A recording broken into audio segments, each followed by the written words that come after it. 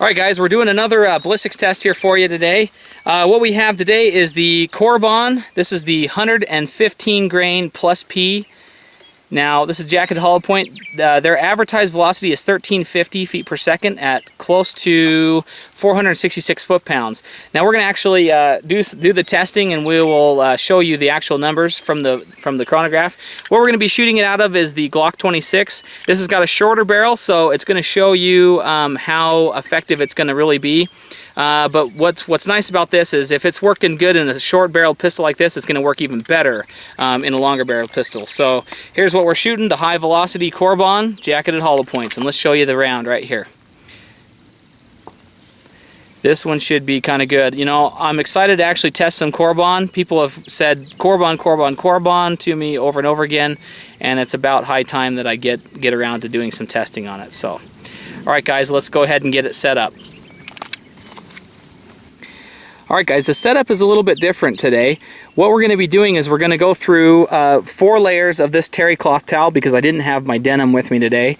And we got some expired chicken, alright, from a butcher's, and what we're going to do is we're going to shoot through this first. Now this is about 5 inches of meat right here in the beginning, so meat and bone, and then we're going to go into jugs of water, so we'll capture the bullet that way. So this will give us a little bit better representation of actual ballistics. I know chicken's not the same as red meat, but it's a little something. So, and we're going to be shooting through that terry cloth towel, so let's go ahead and get her set up and we'll take the shot. Okay, Cor-Bon, this is the second test. This is the 115 grain plus P jacketed hollow points, and this is the Glock 26.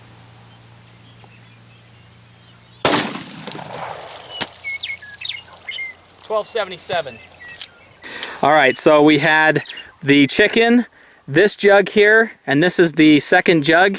And as you can tell, it's still in there. But if you can look right here, and let me position the camera just right, you see this little nipple, this little deformation right here on the back? That is where the bullet tried to exit and failed. So it's definitely in this jug. Here's the entrance wound into it. So, and let me show you the second. The second jug is still, I've got some water in it, chicken goo all over. Oh, look at all that chicken chunks in the inside of it. Oh man, that is gross. That is amazing. Here, pour some water over my hand here. Gooey. Not afraid to get dirty for you guys. Not afraid to get dirty at all. So we had the bird and then 2 jugs of penetration. So granted guys, this is the 115 grain bullet, so it's going to be a little bit more, it's going to be a bit more, it's a little lighter bullet. Wow, look at look at that, guys. That thing just flattened out like crazy. You can see where like it must have impacted a bone or something right there. You see that little wedge of bullet, or that lead is kind of deformed right there. Yeah, like that must be like a bone impact or something, and it did go through, and we'll show you here. So that flattened out incredibly well, but we wanted to show you kind of the before and after, so what the insides look like before it's shot. Okay, now don't slice all the way through the guts. Just open it up. Yeah, see? Okay guys, look at the insides there. You can see that all the organs are together. You can see the membranes that are intact, all the connective tissues are still there. Now, compare that. Okay, now show us the entry here. That's the exit, right? Flipping the bird over here. Okay, there is that the entry? Or, that's the entry. Okay, so there's the entry, and it just kind of split this. Hit the spine. Yeah, it hit the spine, and then look at the energy come back after it split the spine. It like split the skin, so probably a lot of blast from the spine came backwards. Yeah, there's the entry. Okay. Oh, this stuff stinks so bad. It's rotten meat. Here, cut the string there. Okay.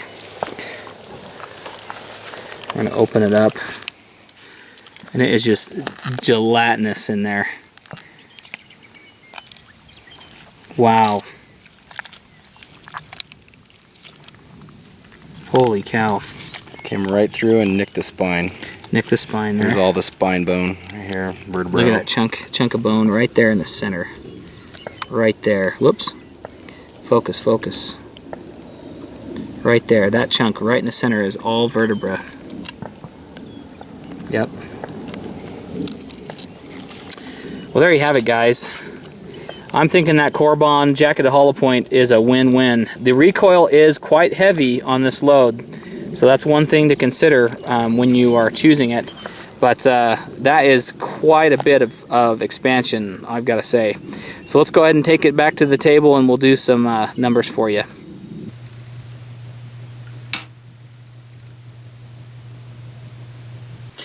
There it is, guys, 0.612 inches of expansion. Really, really good expansion from this round. The one thing to note about this round is it is a high energy round. It's not really, the 115 grain bullet is not really optimized for massive penetration. It will penetrate, but at the velocities that we're seeing from this round, you see a lot of the energy deposition being utilized to expand the round violently. As you can see from the footage earlier, as it entered the bird, it hit the spine and it really just made an incredibly large entry wound, mainly because of all the energy that it was utilizing. We're looking at 414 foot-pounds of energy from this from this shot here. So really good energy deposition. Tons of energy deposition, but we are a little lacking in the penetration. Now, some of you guys I know are not gonna worry too much about that, thinking that mainly the energy is going to do the work, and I tend to agree with this round. I think that the energy deposition is really where it's at. It just deposits a ton of energy really fast, and I think it's going to be a smoking round for concealed carry. We are seeing large velocities. We saw 1,277 feet per second from that last shot into the bird, and that equates to about 414 foot-pounds, I believe. If I'm wrong, I'll annotate, but that's some pretty good amount of energy, guys. That's the same energy that a 124 grain plus peak gold dot is rated at a much longer barrel. So we fired this out of a short barrel, so this is showing you good, huge numbers and huge performance from a short barrel handgun. So that's awesome. Anyway, guys, I'm giving this a thumbs up on concealed carry. It's definitely a load. I can see why there's a lot of people that really love Cor-Bon. This is my first test with Cor-Bon. The one thing to note with this round is that the recoil on it was very, very sharp. So it's not uncontrollable by any means, but it's definitely a kicker when it comes to recoil. And you know, with an advertised energy of 466 foot-pounds, you're not going to see that unless you're shooting it out of a longer barrel. But with that kind of advertised velocity and energy, it's definitely going to be a little snappier than your average 9mm round.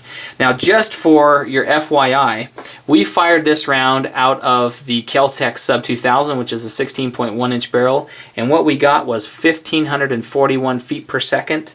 That equates to 606 foot-pounds of energy. So for those of you that are looking for a smoking hot round to be fired out of your carbines, this is going to give you 10mm range energies. So I'm guessing that this thing will tear itself apart at that velocity and that energy level, but I think that's awesome. Anyway, guys, tell me what you think of this round. This is my first venture into Cor-Bon, and so far I'm really impressed with what I'm seeing. So leave your comments and your questions down below. Also, guys, if you want to rate the video, please feel free to do so. It does help it out if you give us a thumbs up, and if you favorite the video as well. If you're not subscribed, go ahead and click the subscribe button at the top of the screen for more videos just like this. And as always, guys, thank you so much for watching, and we will talk to you guys in the next video. See ya.